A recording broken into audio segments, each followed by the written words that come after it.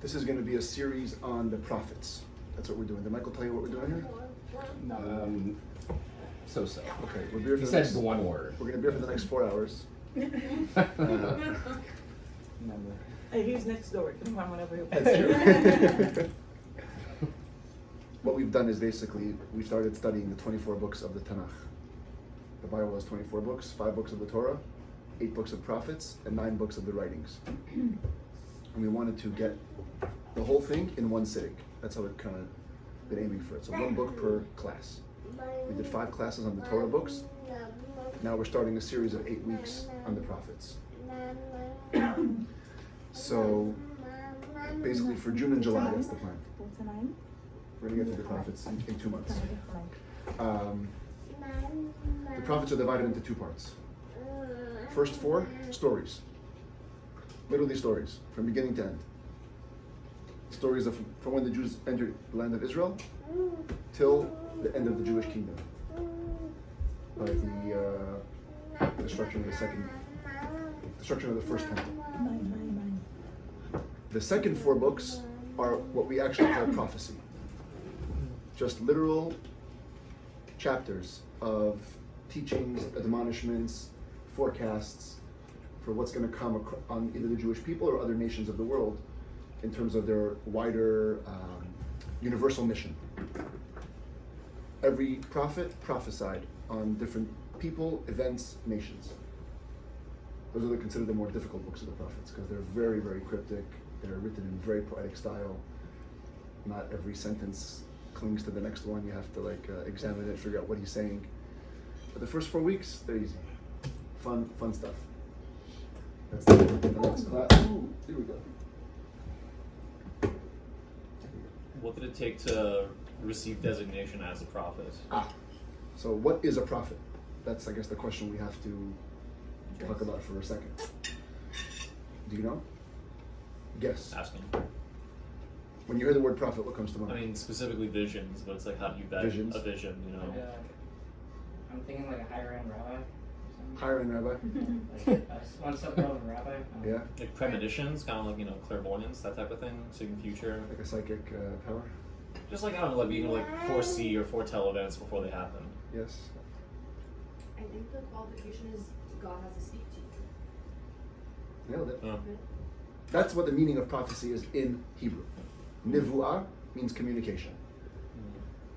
We believe one of the 13 principles of faith. You ever heard of those? The Rambam, Maimonides, he codified, because people asked him, what does it mean to be a believing Jew? What do I have to believe as a Jew? So he nailed it down to 13 principles. 13 things that every Jew has to believe in the existence of God, for example, reward and punishment, the coming of Mashiach. You ever heard that tune? Ani ma'amin, Mashiach, Mashiach, Mashiach. Sounds familiar? Yeah. That's from a phrase in the 50 Principles of Faith. Ani ma'amin be'amunah shlema, I believe with complete faith that Mashiach is coming every day. So one of the 30 Principles of Faith is that God communicates with people. That's one of the things we have to believe as believing Jews, that God communicates directly with certain specific people. They have major qualifications for what that is, and the Rambam describes them at length. You have to be physically solid, wealthy, of stature. It seems that all of our prophets were tall. Oh. Yeah, Oh, have to okay. look handsome. Does Literally, it apply physical to look. women as well? Huh? All these. Not so far from Jesus. I was about to say, I was looking There's straight. also Middle Eastern Jew. I think we have our first prophet right here. Rachamim, Hanavi. So Seriously. you're telling me those voices I'm hearing, I don't have to go to You never know. And then spiritually also. Stellar character, well respected, extreme, what's that, rabbi, like a very wise man, very learned. But necessarily a rabbi? Like a... The ordination? No, Right, no. not necessarily. Do you want to know what the Talmud says? It says the Jewish people had prophets in the quantity of double the amount of Jews who left Egypt. Oh. Oh, wow. We know that. During like, Huh?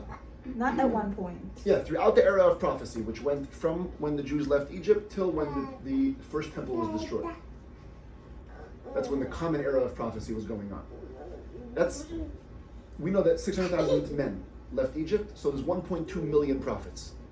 But not all of them were like prophets, like for their whole life. Some of them just like got Oh. one prophecy Oh. and So first of all, so a couple of things. We have 1.2 million prophets, but we only have written down the prophecy of 48. 48 prophets and prophetesses. There were 7 women prophets in our history. But that's it. Of the over a million prophets, we have only 48 written down. What does that tell you? That prophecy is first and foremost a personal communication with God.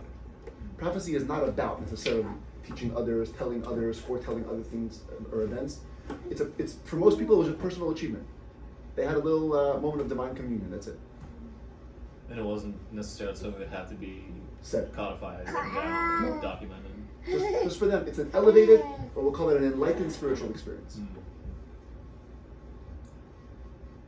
For all the YouTube watchers, this is Ariel. It's his first birthday. He's making a lot of noise.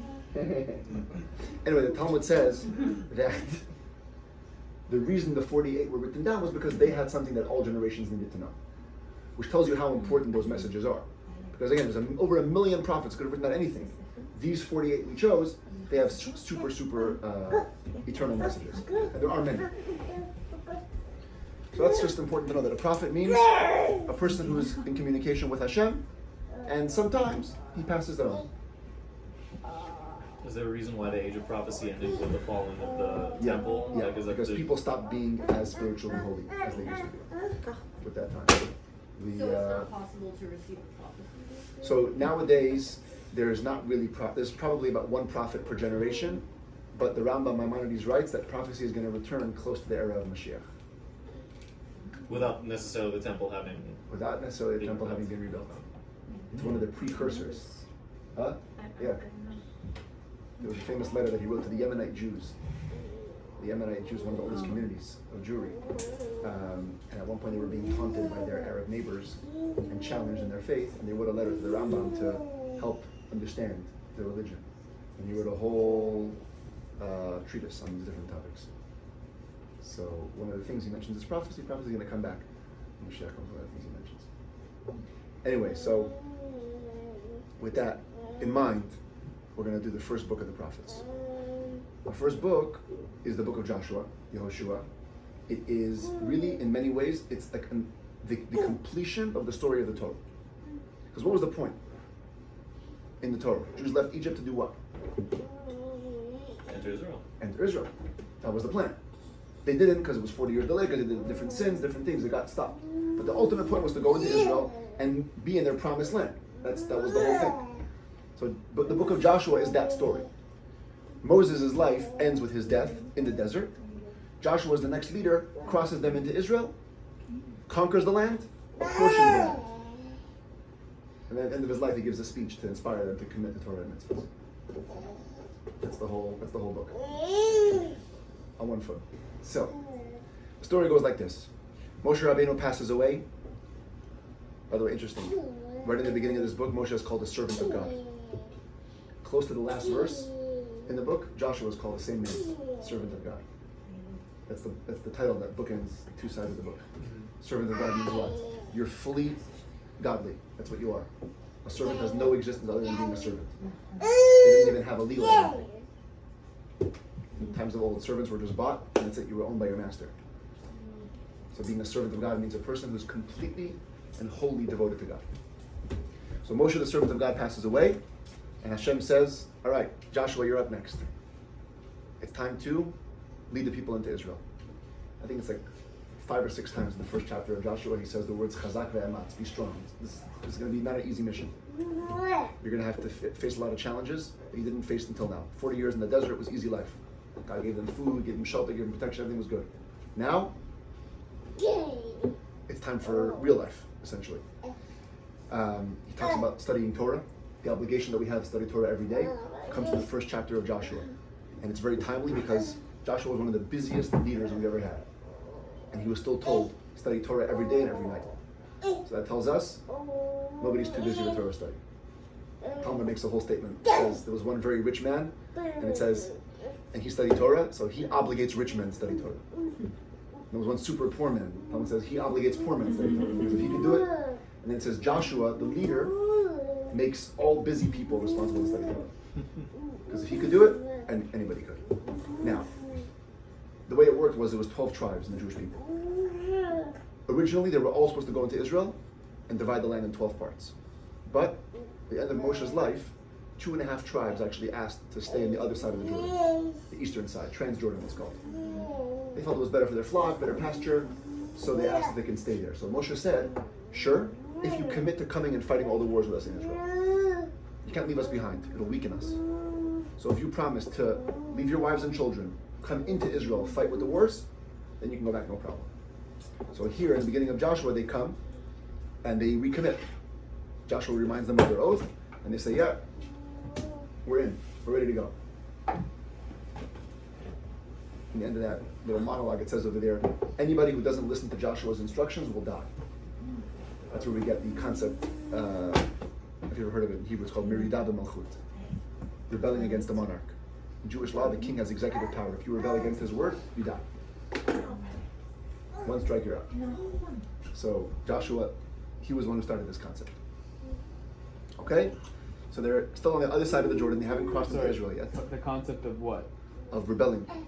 That if you rebel against the king, you lose your life. Because the king is your conduit to God, your conduit to life. If you have no connection to your life, then that's it. You deserve to die. It's very extreme. That's how it works. So they're still on the outside of the Jordan. Joshua sends spies into Israel. Sound familiar? Moshe sent 12 spies. That really didn't work out well. Got them 40 years in the desert. Joshua sends 2 spies clandestinely. Quietly. No fanfare. They go into the nearest city to the Jordan, which was Jericho, Yericho. They meet a woman. It's a long story, but they meet a woman. They didn't cross Huh? the river first? No. Oh, okay. They're outside Israel. These 2 spies go in. They land up in a woman. The woman's home, his name was Rachav. She was called Rachav the prostitute, because that's what she was known for. But she was, because of that, had many connections to many people. So they figured if we go into her house, we could ascertain the situation of how the nation looks at us right now. So they go into her home, and she actually graciously takes them in. Later that day, the king of the local area heard that there's spies in his midst and sent messengers. And he figured they're going to go to Rachav's house first. So he sent messengers to their house. She figured out what's happening. She takes them up to the roof, hides them. It actually says in Hebrew, you like this. It says she took them up to the roof and she hid him. Why does it change from them to him? Because one of them had the power to become invisible. One of the spies, Pinchas, yeah. So they took him up the roof, but she only had to hide one guy. Because the other guy was able to, yeah. Isn't that pretty cool? A little sci-fi. That's hard to believe from Yeah, that's okay. Yeah? You say I like this because I try and challenge it, or No, because I feel like you like these cool stuff. I don't know. The Invisible Man. Huh? The Invisible Man. He was the only one who could do this. That I know of. Okay. Yeah. That's kind of cool. So they hide. The king's messengers come to the house. She goes, actually they were here earlier, but they left. Go chase them outside the city. So they go, and she goes back up to the roof. She's like, guys, look, you're endangering me. So they say, okay, just tell us what's going on in the land. She says, everyone's freaked out of you. We've all heard the miracles that happened to Israel, the splitting of the sea, and the crazy things that happened to you in the desert. Our hearts are melting.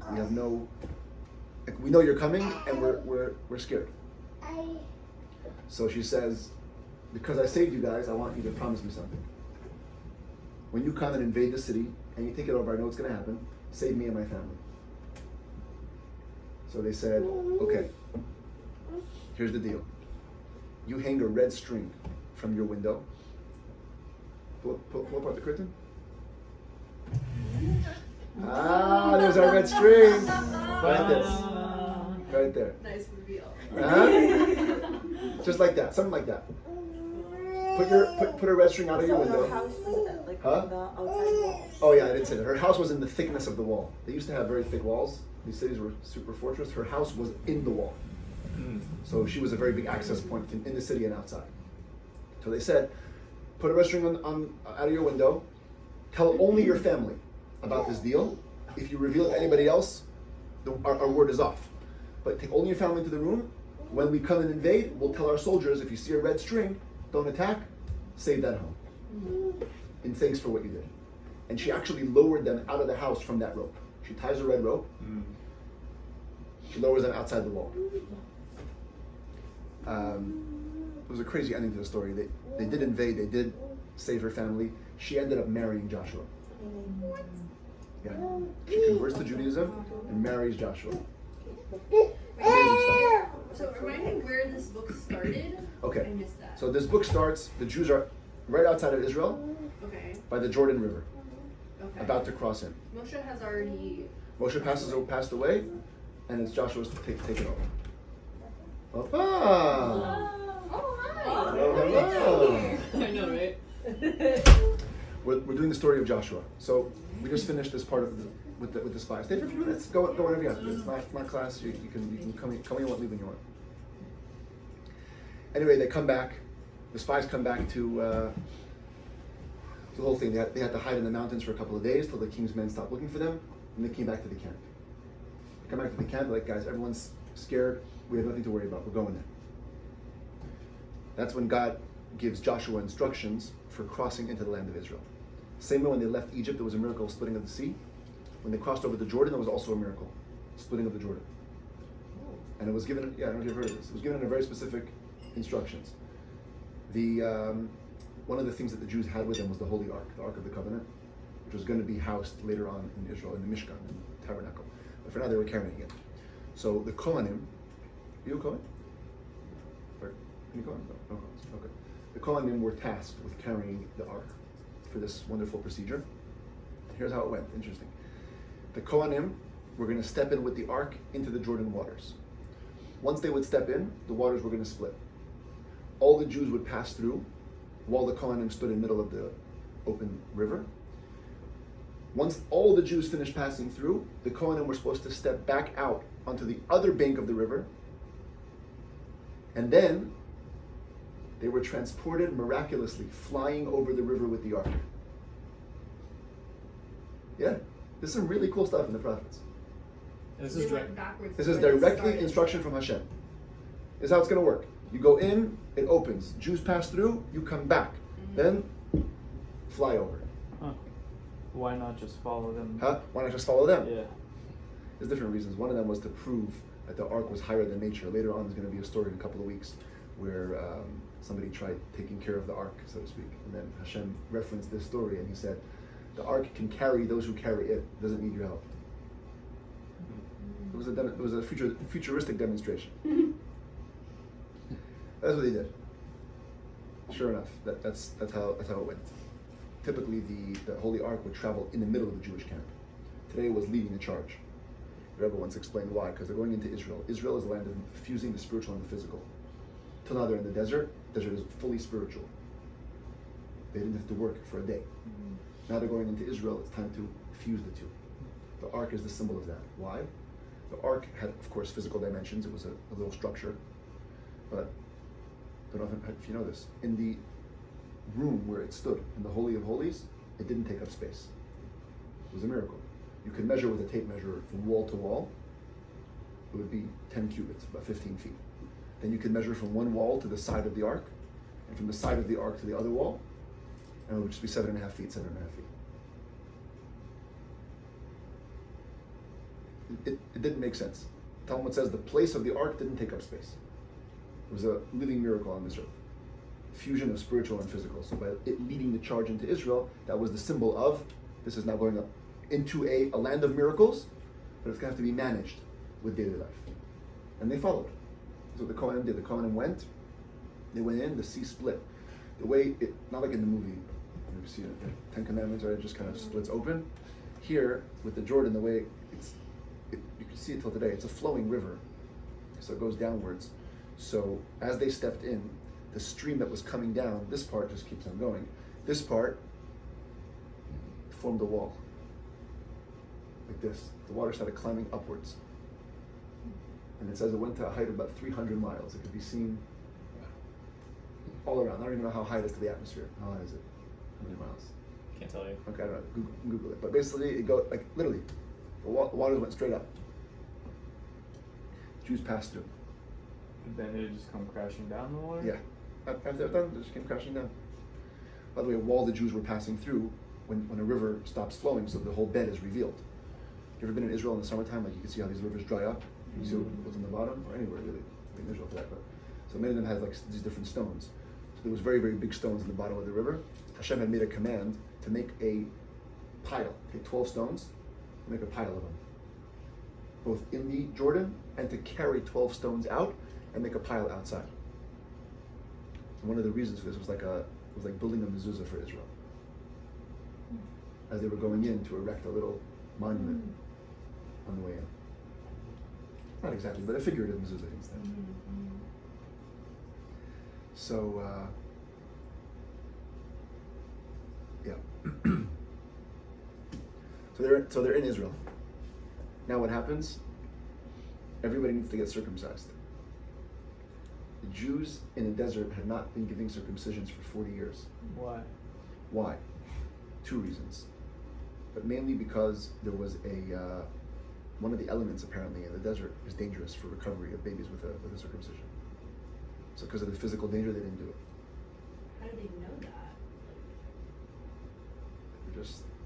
They had intuition. They just knew. They just knew. They knew many things back then. I know something crazy it says in the Torah. I didn't mention it in the Torah class, but there was many, many tribes. The Torah says about people, they knew how to taste the earth, and based on that, decide which plants are best for this earth. They would taste the earth and the soil. They didn't know what to plant there. So people were very, very in tune with it. So they didn't do circumcision for all these 40 years. So now, it was right before Passover. The crossing was done 5 days before Passover. And they wanted to bring a Passover sacrifice in Israel. But you can't do it if you don't have a circumcision. So there was a mass circumcision. Yeah. Off the record.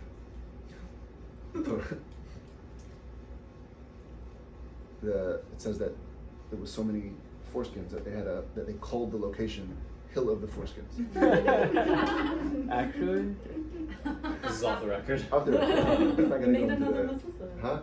Yo, like... Yeah, I'm not sure about that one. But that's, hey, Oh look, my it says it in the prophets. I'm not, Scare away enemies. Huh? Scare away enemies. Yeah. This is what don't mess. This is what happens. That'll do it. Wait, at this point, how many Jews are we talking? How many Jews were there? Are walking into? Close to 1 million men between the ages of 20 and 60, plus women, plus children. So about 2 million. 2-3 million Jews. Yeah, a lot of Jews. Wow. Yeah, A lot of circumcisions. a lot of circumcisions. Yeah, it was a huge thing. Wow. But then they were able to make the Passover sacrifice, and they began to eat a little bit of the grain in the land of Israel. The manna stopped falling. So that was, that miracle was over. And now they're in. And now it's time for the conquest. And you see this fusion of spiritual and physical right over here. The first city that was conquered in a completely miraculous way. The second city that was conquered in a completely natural way. The first city that was conquered was Jericho, Jericho. You heard the story a little bit? You know, yeah? So, like, here's my wall. I was wondering why I had so many Kleenex boxes we wanted. Boxes. Maybe we'll do this one. You know what? Here. This is the best class ever. This is better, okay? This is the wall. But it's 4 sides. The whole Jericho was encapsulated by a wall. Thick fortress.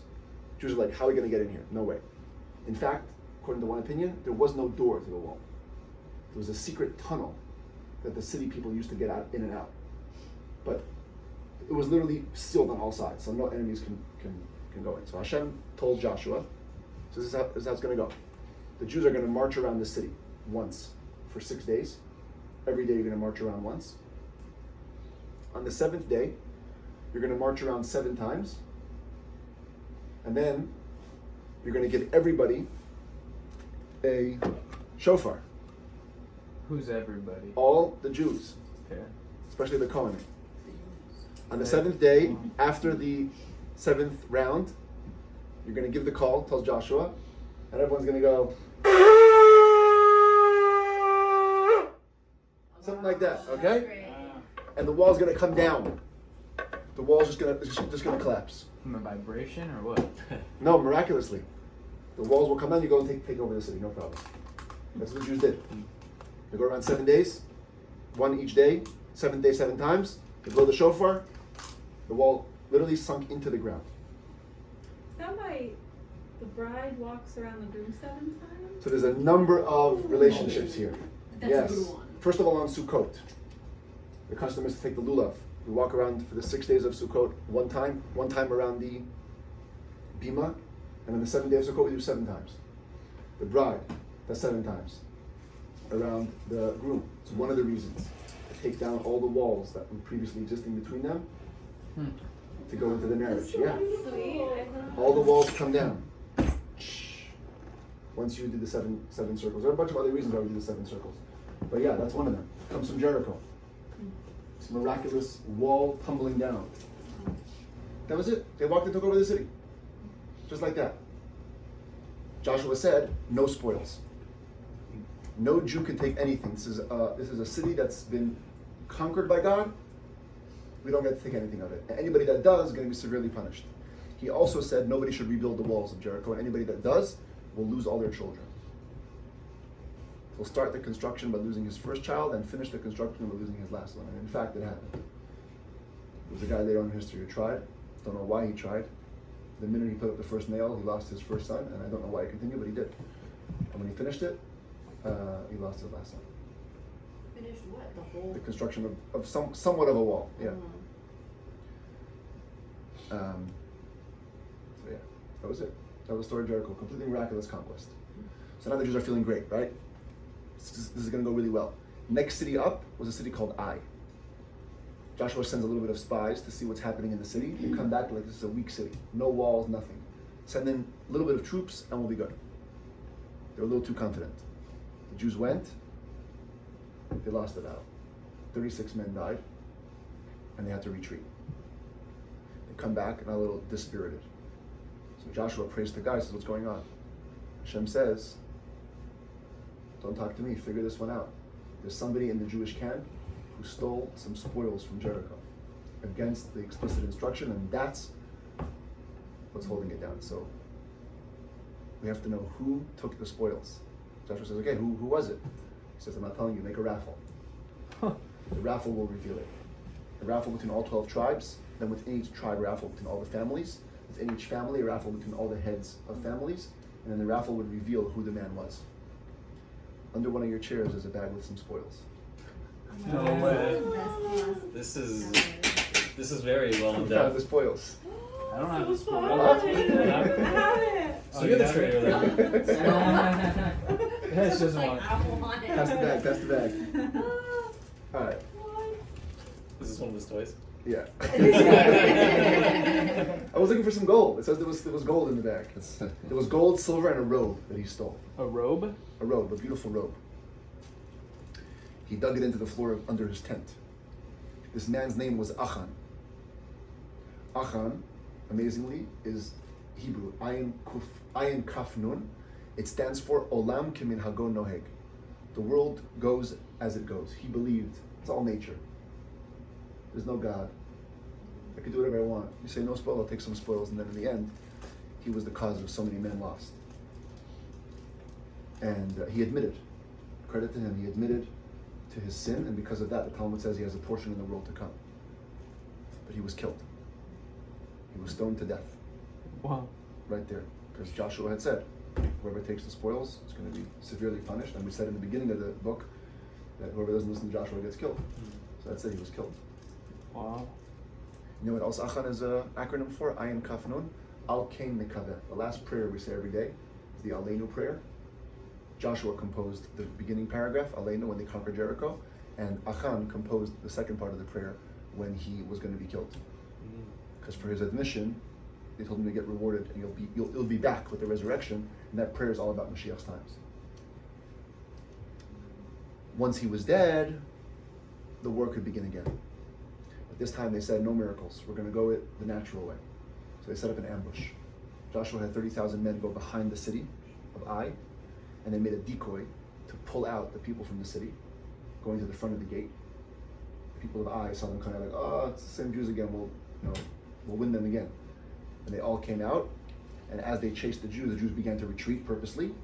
They all left the city, And then the ambush came in and set the whole city on fire. They turned around, saw the pillar of smoke, said they were done. So second city is conquered. At this point, it says in the book that they did a special ceremony at the two mountains of Har Grizim, Har Eval. You heard of this ceremony?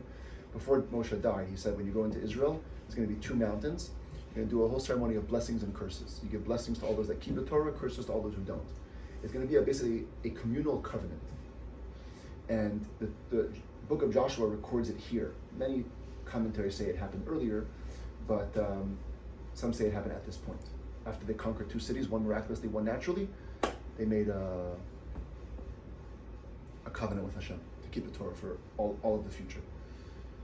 And then here, we have one of the more tragic stories that happened to the Jews when they came into Israel. One of the, I should have said this earlier, but in Israel, there were 31 kingdoms. Tiny country. But all kingdoms from around, as it is today, they keep on fighting over Israel. All kingdoms from nearby countries felt that it was important to have a palace in Israel. They knew it was a holy land, and if they have a palace, like an embassy, representation, that's their little seat. So there was 31 kings that had places in Israel. Of those 31 kings, many were of the 7 nations that the Torah keeps talking about. The 7 nations that live in Israel, when you come in, you must wipe them out. So one of these people in the 7 nations knew what's coming to them. They knew that terrible times are ahead if they don't take action. So they came up with an idea to make a trick. Torah describes it. The Book of Joshua describes it at length. They dressed up as old, worn-out travelers. They filled up their sacks with moldy bread and food to look as if they'd been going for a while. They covered themselves in sand, and it came to the Jewish people. They were from literally from the next city. It came to the Jewish people, and they said, "Oh, we're from a foreign land. We entered here. Can you protect us? Help protect us. Make a treaty with us." The Jews fell for it, and they made a promise that we'll team up with you guys. We're gonna, we're out to kill or take over the rest of Israel, but we're not gonna touch you. Anyway, it came out that it was a lie. But at this point, if they would violate the treaty, it would be a desecration of God's name. So Joshua said, "That's it. We gotta protect them." If they agreed to do a basic conversion, we'll keep them among the Jewish people. So they all converted. They were considered always those second-class citizens. They were always servants because of the trick that they did. But I thought you can't treat converts as second class. Very good.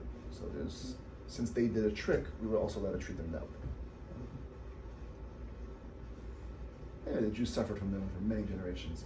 It was a very tragic ending with them when a couple of years later, with King Shaul, with King Saul, they took out all their cruelty on the Jewish people.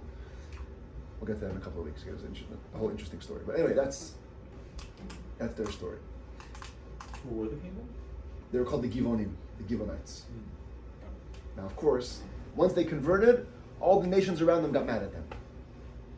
They came up with a joint attack, 5 kingdoms of the 31 to come attack the Gibeonites. So the Gibeonites sent the message to the Jewish people, you're our friends, come help us protect us. So the Jews were dragged into this war to protect their newfound friends who they didn't even want to accept in the first place, but they had to. And they fought them off. And funny enough, one of the greatest miracles happened over here. Today, of course, we can do night fighting no problem. We have night vision goggles and all kinds of things. But in those days, nighttime meant the end of fighting for the day.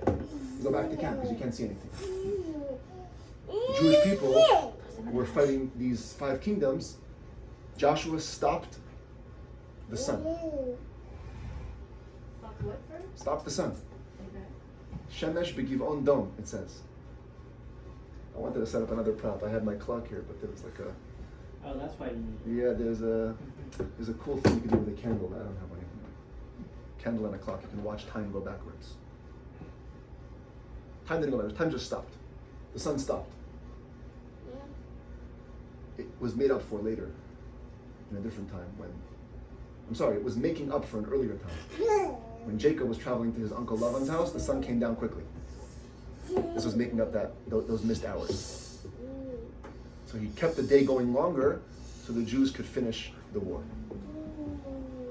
Again, you see this fusion of spiritual and physical. If God wanted them to win the war, just have them win the war. Why keep the sun up and fight the battle? That's the way it has to go. Hashem will do the miracles, but you have to fight it. You have to make the miracles work with nature. Fight the battle yourself. So they do that. They win the war.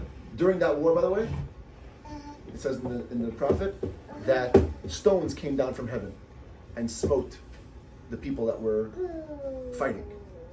What were those stones? They were leftover stones from hail in Egypt. One of the 10 plagues was hail. If you read the verses carefully, when Moshe stopped the plague, it says some of the stones froze in midair.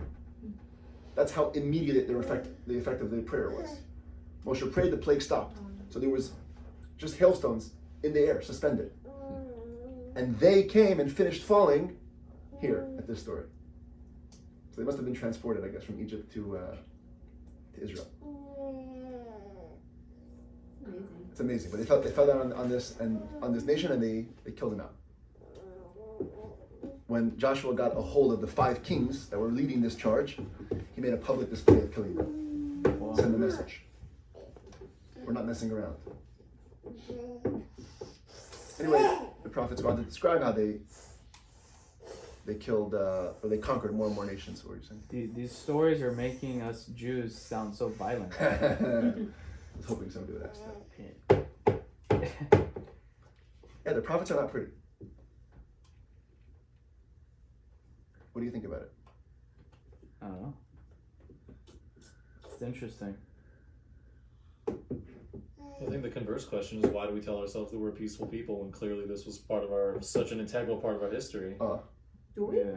I feel like I've always heard like an air of like Jews like supposed to give up. There's like a line saying the Jews shall put down the sword and pick up the book or whatever, or something like that. It's like they should be like a learned nation and give up the ways of war and to be scholarly instead. I've heard that somewhere. I mean, I can't cite my sources. Look, people definitely try to sell us as a very peaceful nation. Right? I don't think people, like, I've only heard it from us that we're supposed to be that. I haven't heard been sold on other It's a ideas. modern thesis. I don't think it's like I don't think it's a traditional Jewish like Torah idea. Not that we're violent traditionally, That's but I mean, apparently not, no, right? we go in to the approach of peace through strength.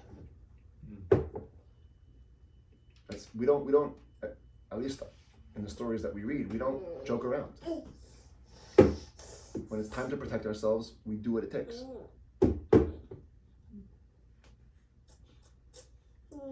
It's the only language that our enemies understand, really. Yeah, but I didn't realize that we conquered the land through like fighting Oh wars. yeah. So I didn't What do you realize think that. happened? We walked in, everyone that's the only way went to to sleep. conquer land. Yeah.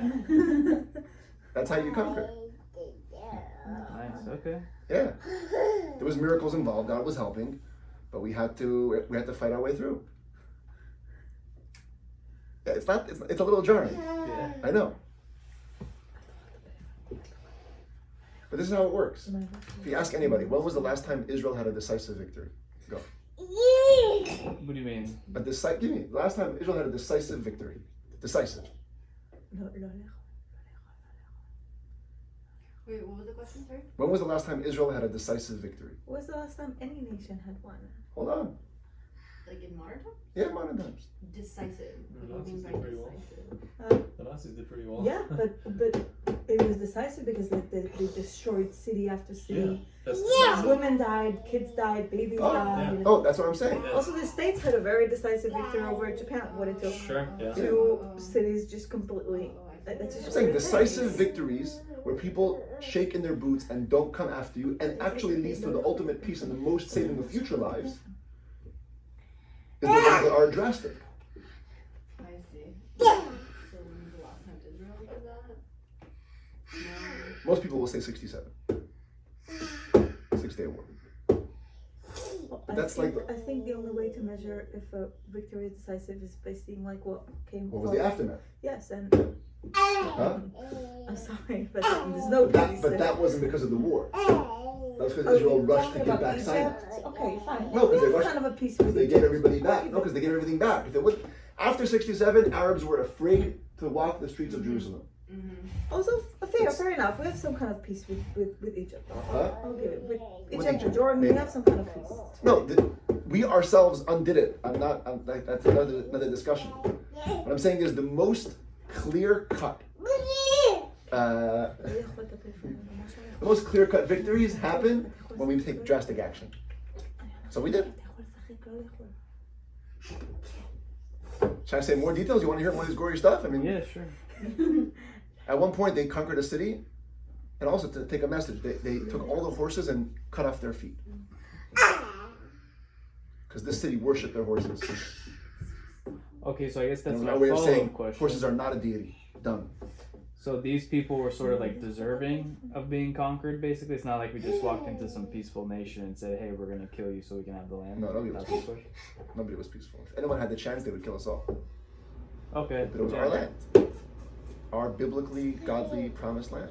But if you want, they knew they were coming. They could run away. They could have done that. Okay, if you want to go the nice route, yeah.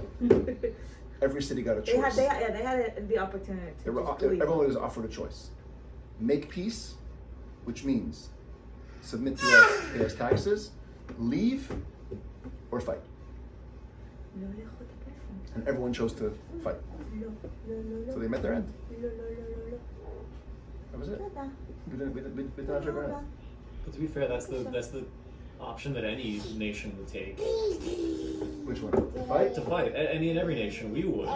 Hypothetically, if we were seated in one place and some other nation walked up and said, "I'd either submit to us and pay our taxes or fight," do you think we would start taking out our wallets? No one would. No one would. I think some would for the sake of not dying. I don't think any nation, given the choice, would. Why isn't that how Nazi Germany took over Not the all of US, Europe? but- Fair enough. I'm just saying, like Yeah. they Yeah, a all lot of were. them just submitted. Huh? A lot of them just Yeah. submitted. No fight. Touche. The US would not, because we're a superpower. But Israel was just, You evaluate like your chances, and if you think that you know. yeah. Some of them did it. Some of them stayed in a fight, and that was it. They were like, we want to see this out. Okay, you got your part.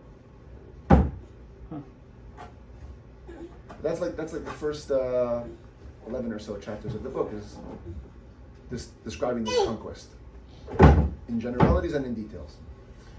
The next big section is the apportioning of the land. It took 7 years to conquer the whole land. Once they conquered it all, Talk about it for me. huh? Yeah. So they decided to. Huh? So they didn't decide to fight. They had a different choice. Yeah, they give the rights. They took another route. Exactly. After 7 years of conquest, they did apportioning. They drew up maps.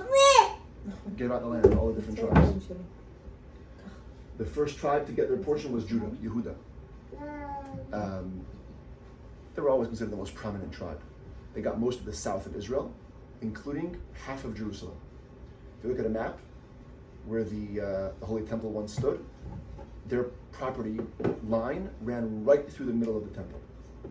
So the holy altar, the Mizbeach, where they offered the sacrifices, was split in between two tribes. Judah and Benjamin. Right there. Right in the middle. There was one member of the tribe of Judah got a different portion. That was Caleb. He was Joshua's partner. When the first spies went, and they didn't betray God's mission, Joshua became the leader. Caleb became a very prominent person, and he was promised a special portion in the land of Israel, right near Hebron, where the patriarchs and matriarchs are buried. So he got his portion also, and he had a little bit of a problem getting rid of the people that were in his portion. So he promised. He said, "Anybody that will come and wage war with me will get my daughter in marriage." There was a man whose name was Osniel, who becomes a very prominent person in the next book, the first of the judges. He was the one who fought the war. He got the daughters. Took on the city, won them.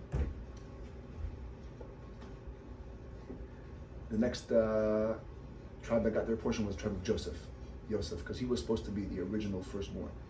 He was the first son of Jacob's favorite wife, Rachel. So he's second. He had two sons that became two tribes in themselves, and they got each a portion in the land of Israel. Remember the story of the Why didn't he get his own tribe? Joseph? He did. Yeah, he was multiplied. But I thought instead of him, they gave it to the two sons. It was a split. He became. But It became two. there is no tribe of Joseph? There is. No. No. There's no single child of Joseph. It's just the a two. conglomerate of the two. Okay. It was Jacob's blessing to them that Joseph would be increased and multiplied through his sons. because of the great stuff that he did saving So Egypt. technically, if you count like the Levites, then the 13. Yeah, there's really 13 tribes. The reason why I say 12 because the Levites didn't get a portion of the land of Israel. We'll see in a second. They didn't get a part. So Ephraim and Manasseh, they got their parts. And then that story in the Torah where there was 5 girls, 5 daughters, who didn't have any brothers, and they complained to Moshe that if the inheritance only goes through the sons, we won't get a part in the land of Israel. And Moshe asked Hashem, and Hashem said, if there's only daughters, daughters can inherit. So they got their land. They got their portion. Yeah. So that's what? That's 3 tribes. Okay, really 2. Then there's 2.5 tribes stuck in the Transjordan. So that's a total of 5. Right, there's 2.5, yeah. And there was 7 more who didn't get their land yet. So Joshua tells them, okay, it's your time to get the parts of your land. They didn't exactly want to fight at that point to chase out all the Gentiles from their land for whatever reason. But Joshua said, don't worry, just settle, start settling, and then we'll fight the rest of the wars later. Anyway, they give out all the land, and then Joshua himself took a portion for himself and his family in his tribe where he was from. What else did they do before Joshua passed away? The cities of refuge. Have you heard of those? If a Jew killed somebody intentionally, we impose death penalty. But if a Jew killed somebody unintentionally, I don't know, chopping wood in the forest and then some metal smashes out and kills somebody by mistake. Or you fall off a ladder, kill somebody by mistake. Car accident. Huh? Car accident. If you were driving responsibly. Yeah. Then you didn't get the death penalty. You would go to one of the cities. There was 6 cities of refuge, and it was a safe zone. If you were there, nobody can touch you.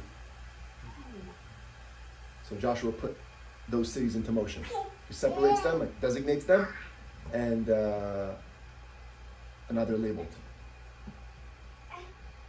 Then, after all the Jews got their portion, he turns to the tribe of Levites, who did not get a portion in the land of Israel. They were given cities from every person's portion. And they got their parts. They got their parts, yeah. And then Joshua kind of puts all his affairs in order. The 2.5 tribes who fought all the wars with them, he says, guys, you can go back. Just keep the Torah and its mitzvahs. Go do your thing. We love you. We bless you. They went back. On their way back, they built an altar next to the Jordan River. And the Jews thought that treason is being committed. Because there's only one tabernacle in Shiloh and Shiloh. What are you building another altar? So they sent one of the leaders to investigate. Pinchas.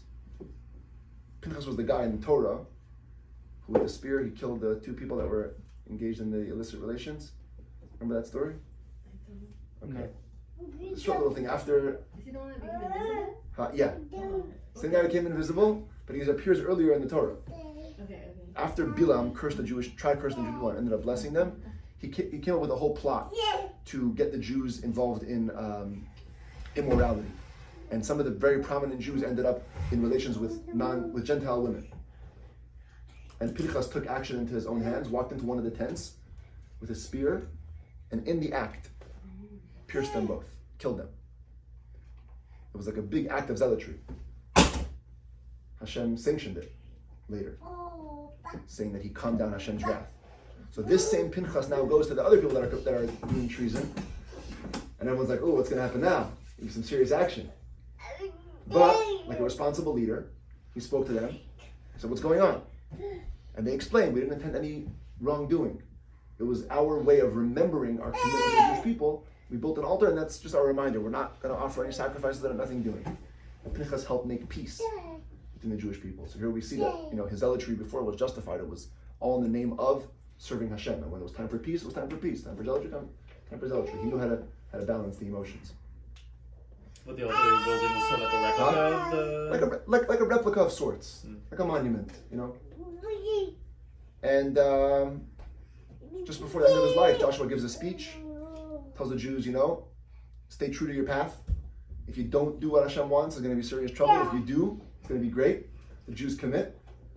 Then he gathers them all to the place where he lived, and he gives a speech tracing Jewish history. We actually say part of it in the Haggadah on Pesach. He goes through all that happened to the Jewish people, how Hashem saved them again and again and again. And he said, God has done so much for you, now it's time to do for him. He said, I hope after I pass you keep on living the ways that I've taught you. And the Jews do. They commit, they say we will. And they did for a couple of years, couple of good years, till the judges started, then things went haywire. That's the next book. And that was his last speech. He passed away at 110 years old, Yehoshua. He was buried right there. And who else passed away then? Was Elazar, Aaron's, the high priest's son, also passed away. And finally, at this point, they buried Joseph's bones. Remember, Joseph passed away in Israel, in Egypt. He told his brothers, when you go out of Egypt, take my bones with you. They took the bones with him through the desert for 40 years, into Israel, conquered the land, divided it, and they buried Joseph in the city where he was originally sold from, city of Shechem. So it was full closure for him. And that was it. The second generation from the receiving of the Torah ends. Moses' generation has passed. Joshua's generation has passed. And now it's the next chapter of Jewish history. That's the story. Kind of wild, huh? Yeah. Cake time? Yeah. And with that, Let's go.